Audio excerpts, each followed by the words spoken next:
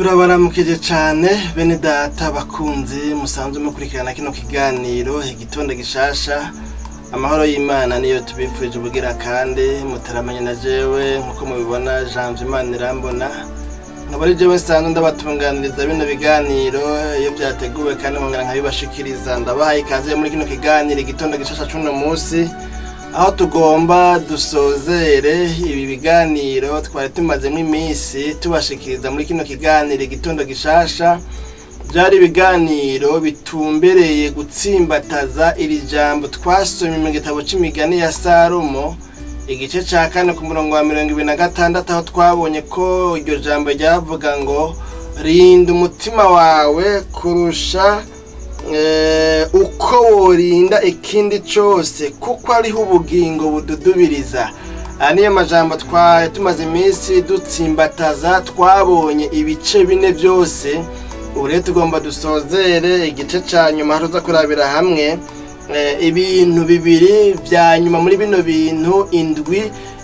Uyu mwanditsi w'iyi migani yavuze yerekana yuko byofasha umuntu kurinda umutima wiwe kugira ngo bikunde ubugingo bwiwe bugume bududubiza muri uyu mutima. Nuko kuba tashoboye gukurikirana bino biganiro rero murashobora kubiraba ngaha nyene kuri Ntamvuridahita TV, aho muri ko murakurikirana kino kiganiro, aho muzoraba rinda umutima wawe parti ya mbere, hamwe na rinda umutima wawe parti ya kabiri, iya gatatu, iya kane, iyi nayo ni parti ya gatanu.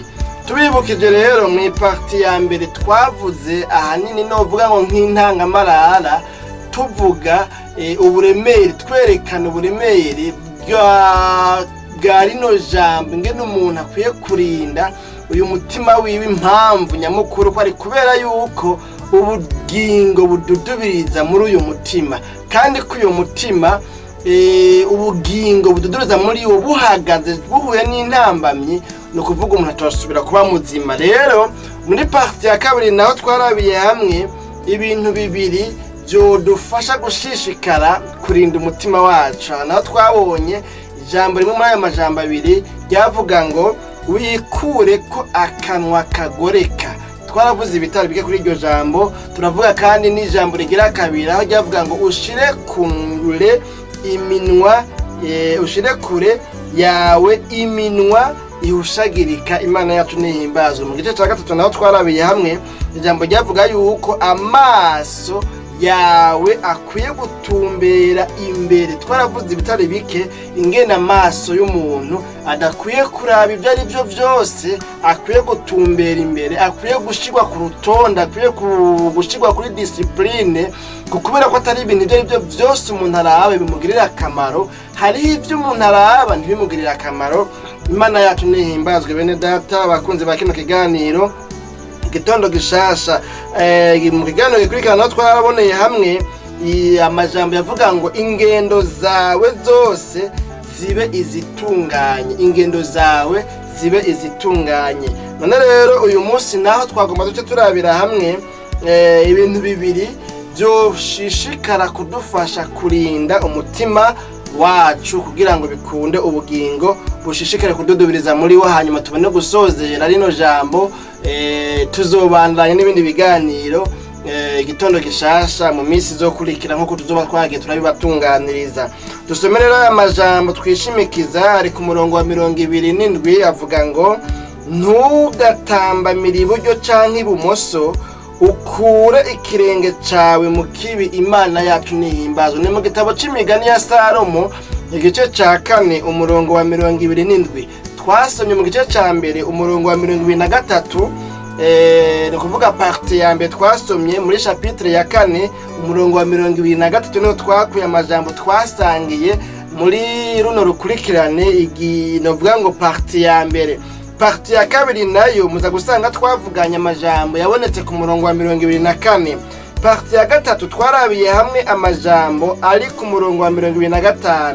Hanyuma parti nayo ikurikira ni kuvuga parti ya 4 twarabiye ubuheruka hamwe amajambo ari ku murongo wa 27. Hanyuma ubuheruka nabwo cyangwa se mu kurangiza tugomba dusangire ano majambo ari ku murongo wa 27. reka rero munyemerere imbere yuko twinjira rero mu majambo y'uno munsi naho twamaze kuyasoma kugira ngo ibe nka rappel itwibutsa amajambo yose twavugiye hamwe, tuyasomere hamwe mu kurangiza kino kiganiro cyacu kuko tumazemo iminsi tuvuga yuko dukwiye kurinda umutima wacu kubera ubugingo bwacu ariho bududubiriza. Dusomere rero amajambo dore ku murongo wa 23 mu gice cya kane tugeze ku murongo wa 27 mu binge navuga kuba atashoboye kuhasoma canke badafise amabibiliya yabo hafi bariko barakurikirana kino kiganiro. Ayo majambo avuga ngo rinda umutima wawe kurusha uko worinda ikindi cose kuko ariho ubugingo bududubiriza. Mu gice cya kabiri cyangwa se parti ya kabiri twarabiye hamwe amajambo ari ku murongo wa 24 avuga ngo wikure kwa kanwa kagoreka n'iminwa ihushagirika uyishire kure yawe. Mu gice cya gatatu cyangwa se parti ya gatatu ya bino biganiro twarabiye hamwe umurongo wa 25 avuga ngo amaso yawe atumbere imbere n'ibigohe byawe vyerekeza imbere yawe.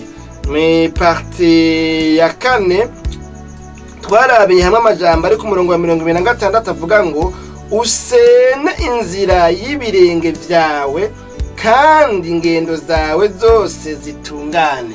Iparti ya nyuma rero no munsi naho tugomba turabira hamwe aya majambo twasomye ku murongo wa 27 avuga ngo ntugatambamire iburyo canke ibumoso ukure ikirenge cawe mu kibi. Imana yacu nihimbazwe. Nana majambo bene data bakunzi ba kino kiganiro igitondo gishasha cy'uno munsi gomba ko dusozerera ko bino bigabana cyangwa se bino bice bino ano maparti ya zino nyigisho kwa temaze iminsi turaba. Uyu mwanditsi w'imigani rero birabonekana yuko mu gusozera ino chapitre yiwe asozereye abwira umuntu wese yipfuza gushishikara kurinda umutima wiwe yuko kimwe mu bintu byomufasha kurinda umutima wiwe kugira ngo bikunde ubugingo ushishikare kududubiriza muri we, ico kintu naco nicuko ngo uyu muntu adakwiye gutambamira iburyo canke ibumoso. Imana yacu nihimbazwe. Uyu muntu yipfuza kurinda umutima wiwe ntakwiye gufata inzira zibiri kuko amayira abiri yananiye isi. Amayira abiri ntashoboka, ntibikunda yuko wotambikiza mu nzira zose. Oyaye ntibikunda yuko wotambamira iburyo canke ibumoso ngo ibintu bigende neza. Oyaye nimba ari ikintu Imana igomba ku bantu bari muri uru rugendo nuko bogira aho bahengamiye, nuko bogira umwami bakorera, kuko atawoshobora gukorera abami babiri ngo yosanga kunze umwe mugabo ni nabakamwanga. Kubiyo mpamvu rero ijambo ritubwiye ngo ntutambamira iburyo canke ibumoso. Imana yacu nihimbaza. Umunyemere ducishe mwana no majambo Imana yabwiye Yosuwa cage ariko yamushikiriza igikorwa cyo kurongora Abisirayeli igihe Mose yari yajanwe. Ayo majambo tuyabona mu gice ca mbere c'igitabo ca Yosuwa ku murongo w'indwi havuga ngo mugabo shikamushira amanga cane kugira ngo witondere ibyo byagezwe byose bivuga ubishitse ibyo Mose umusavyi wanje yakugeze. Ntuzutambamire n'ahantu ndondera rero, ntuzutambamire iburyo canke ibumoso kugira ngo ugire ukuboko kwiza aho uja hose. Imana yacu nihimbazwe. Aha tubonye mu ijambo rivuga rero ngo ntuzutambamire iburyo canke ibumoso kugira ngo ubone kugira ukuboko kwiza aho uzoja hose. Ni Imana yari kirahanura Yosuwa mu mabanga mashasha ashikirijwe yo kurongora ubwoko bw'Imana ari bwo hanga ryayo ry'Abisirayeli. Mu majambo yabwiwe rero abwirwa ngo ntazotambamire iburyo canke ibumoso ariko azohagarare neza atumbereye mu byo ibyagezwe bimubwira gukora. Ibyo ijambo ry'Imana rimubwira gukora bibe ari byo azokora. Mbere usomye ngamba n'amajambo usanga yabwiwe ngo ariko ibyagezwe byo muri ico gitabo uze wamubirimbura ijoro n'umurango kugira ngo ibyawe bize bigende neza. Imbaga yacu nihimbazwe. Rero yabwiwe ngo ntuzutambamire iburyo canke ibumoso. Ari indirimbo muri za ndirimbo zo guhimbaza Imana mu gitabo cy'indirimbo zo guhimbaza Imana mu Kirundi, indirimbo ivuga ngo kera mu bugingo bwanje narahindagurika, hamwe narakekeranya, maze ahandi ngo nkizera.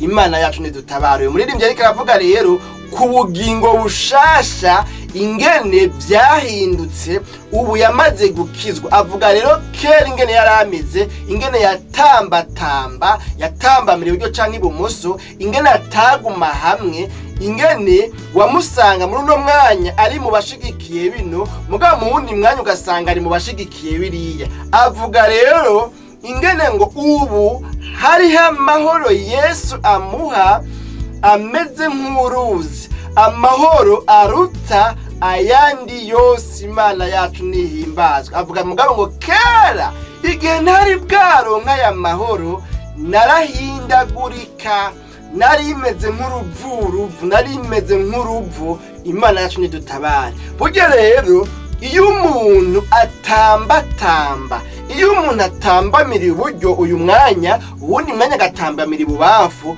uyu muntu aba ari mahindagu, uyu muntu aba ahindagurika, kandi uyu muntu nta kuri kuba kuri muri we, kubera yuko uyu mwanya ashigikira bino, uyundi mwanya mugabo agashigikira ibindi.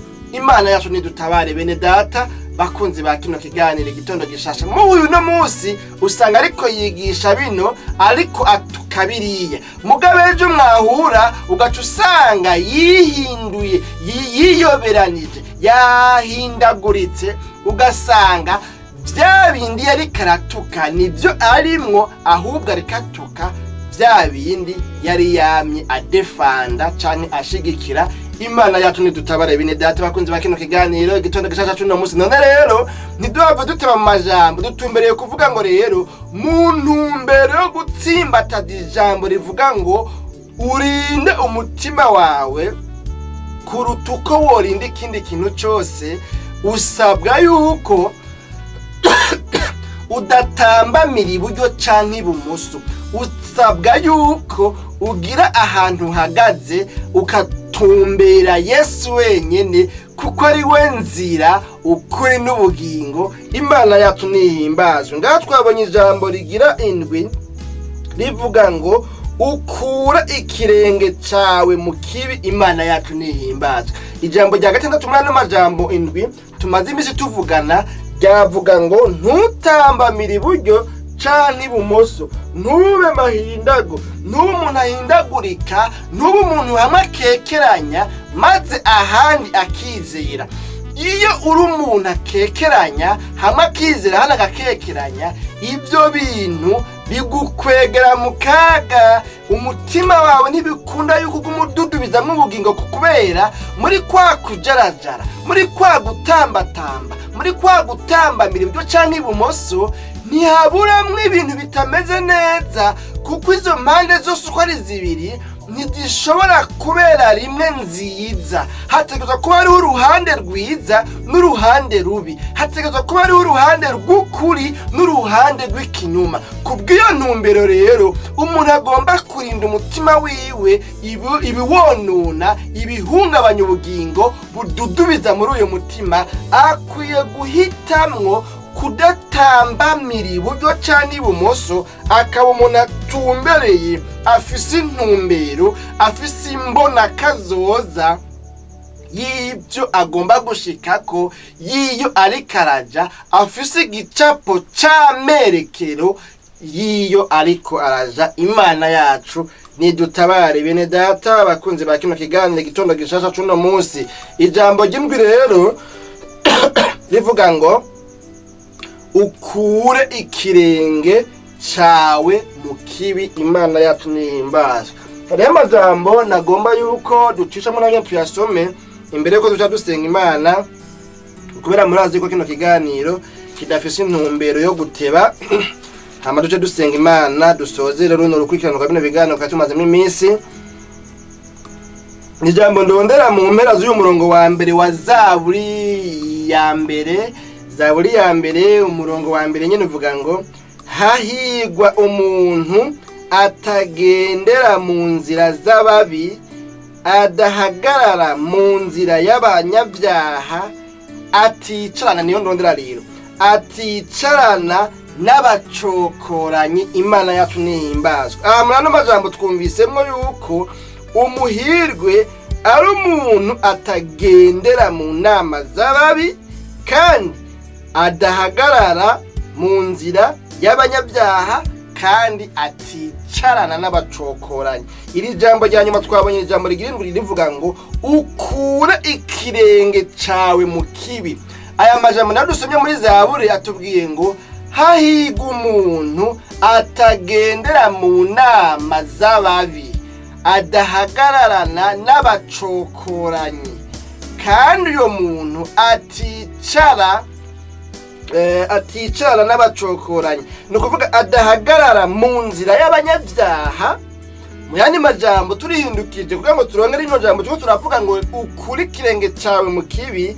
Aha tubona yuko hahigwa umuntu akura ikirenge ciwe mu nzira z'ababi kandi hahigwa umuntu akura ikirenge ciwe mu nzira z'abanyabyaha kandi hahigwa umuntu akura ikirenge ciwe mu nzira z'abacokoranyi. Ni ukuvuga afata ingingo yo kwitandukanya, afata ingingo yo gukuraho imigenderanire n'ubucuti bwotuma umutima wiwe adashishikara kurinda ibyaha n'ibibi. Uyu muntu rero niwe ari umuhigwe. Imana yacu nihimbazwe.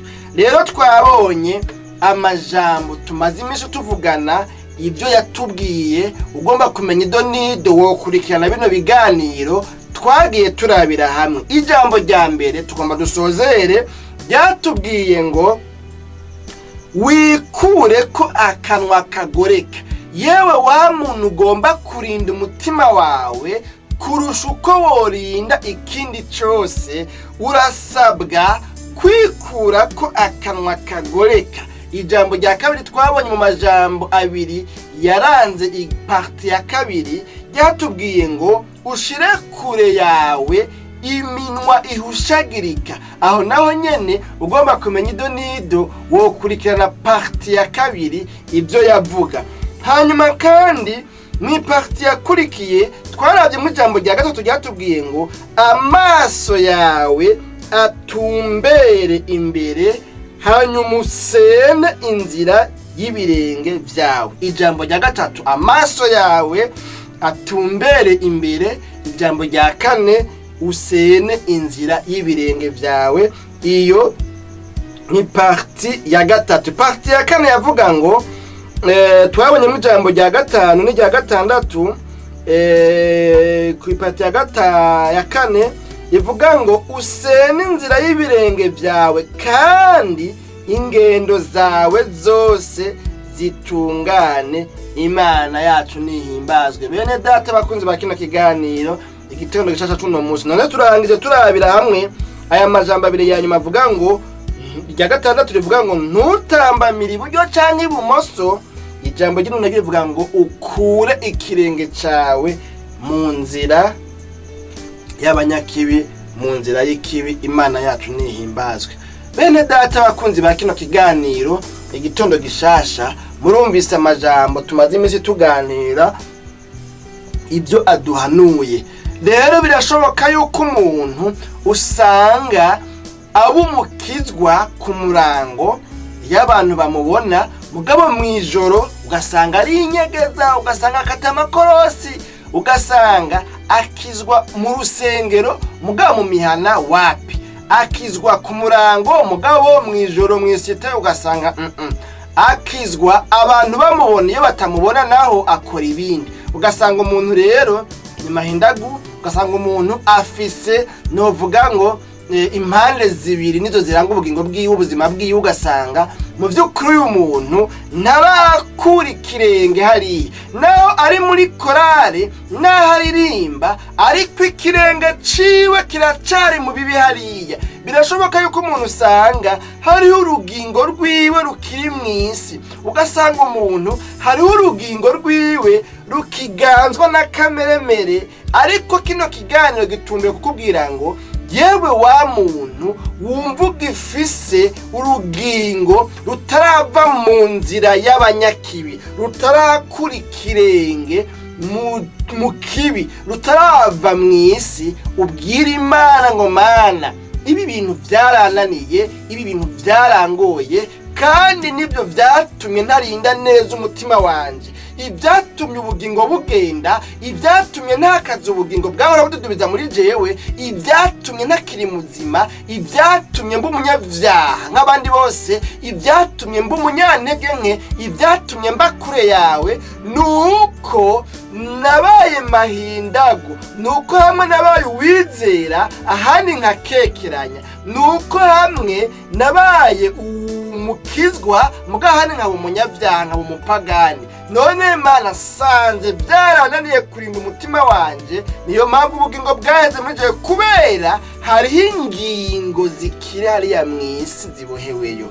Hanyuma rero bw'Imana, Imana ico kubwiza kuri imbabazi, kuko uwihanye wese ni iby'ukuri arababarirwa. Hari indirimbo bahora baririmba kera, naho ndemba kuri radio y'Ivyizigiro nkiri umwana, narutse ndi umuntu yakunda kumviza radio cyane, bavuga ngo uwihanye wese ni by'ukuri arababarirwa. Imana yacu nihimbazwa. None rero mbega usuzumye muri ibi byose twavuze, usanze hoba hariho ico wobwira Imana ngo Mana numbabarire, nsanze hariho inzira y'ikibi, hariho ibibi ntarakuramo ikirenge cyane, sindakura urugingo rwanje mu byaha by'ububeshi, mu majambo yo kubeshera abandi, mu nzira z'ubwibone, mu nzigo, mu rwanko, ndacafise urugingo rutarava mu isi ngo rushike muri wewe mu bugingo bushasha.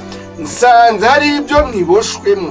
Wumva hari ibyo wobwira Imana ati Mana numbohore kuri bino, numbohore no kuri bino, ndagomba gusubira kubaho numva ubugingo bududubiza muri jewe. Hamwe wobwira Imana ngo Mana ndagomba gusubira kumva ubugingo bududubiza muri jewe, muri ibi byavuze ngo unyotewe wese nzomusuka kw'amazi n'imigezi ze ku isi yumye. Aca aravuga ngo nyugururira rero ndabaha umugisha, kuko uwundondera wese arambona. Hamwe worondera Imana muri kino kiganiro igitondo gishasha, ukayibwira ngo Mana ndashaka gusubira kukubona, ndagomba kumpindurira amateka, ndagomba kuri urugingo rwase gupfa ku cyaha urugendera, ndagomba kumbohora, ndagomba kuba derivre, byokunda byoshoboka ubwo rugingo rukigendera muri biriya nabwo rugakizwa, hanyuma ukabaho wemerwa n'Imana. Birashoboka cyane hamwe wobwira Imana, kandi ubugingo bwawe bwoca busubira kududubiza muri wewe, ugaca usubira kumva biryoshe, gusenga ufise amahoro, kuririmba indirimbo z'urudaca ziguma ziburuka, amakorasi yari yarazimye agasubira akagaruka, ingabire zari zarazimye zigasubira zikaka, ibintu byoca bigenda neza, kubera ubugingo busubiye kwikina amatavu muri wewe, usubiye kududubiza muri wewe, mukemu yera asubiye kwikina amatavu muri wewe, usubiye kuba ingoro y'Imana, usubiye kuba umukunzi w'Imana, umwana w'Imana. Imana yacu nihimbazwa. None rero kuvuga amaje siko kuyamara, nahaweho gufata ingingo. Nimba hari ikintu ubona kikubujije amahoro, gituma utaronka amahoro, gituma ubugingo butadudubiza muri wewe, gituma wumva uri kimarama imbere y'Imana, gituma wumva Imana itakwemera, nimba hari ikintu wumva umutima wawe uguciramo urubanza, nimba hari ikintu wumva ko waboshwemo, nimba hari ikintu wumva yo kuri imbohe yacu vyanse ko wogiheba, bisanzwe bizwi neza yuko ico kintu wamaze kuba umuja wacu, ariko igihe cyose wumvise ijambo ry'Imana umutima ugacukubita kuri ca kintu, igihe cyose wumvise ijambo ry'Imana mpwemu yarakwereka ca kintu, nimba ari ikintu kikuboshe wumva ko byase ko woheba wase ko byase ko cova muri wewe ngo urugingo rwawe ruve muri ico cyaha nahawe uyu mwanya ni rwawe ino opportunity ntuyihushe bwira Imana n'umutima ubabaye bwira Imana n'umutima ukunze uyaturira intege nke zawe ubwete Imana ndasabye ngo mbabarire ndasabye ngo mpindure ndasabye ngo mbe kunesha ndasabye ngo imbabazi zawe zimbonekeko ndasabye ngo nshoboze kugenda nk'uko wipfuza ko ngenda hanyuma mbeho mfise umutima nanje ududubiza mu bugingo kandi bica bikunda nabahirwe rero abantu na ntaryo bama baharanira kurinda umutima wabo aba bantu nabahirwe kuko Imana ibana nabo kandi ubugingo bwabo buguma bududubiza uko bukeye ko bwije nta gishobora kububaka kandi aba bantu kubera ko ubugingo buri muri bo Imana ibafitiye amasezerano adasanzwe muri kubu no muri kazoza nuko rero wewe wumva uri umuhigwe wumva yuko ntaryo ubugingo bwawe wamuharanira ko buguma bududubiza muri wewe ushishikare ubandanye iyo nzira niyo kandi iyo nzira irashika nibyo Imana igomba ku bugingo bwawe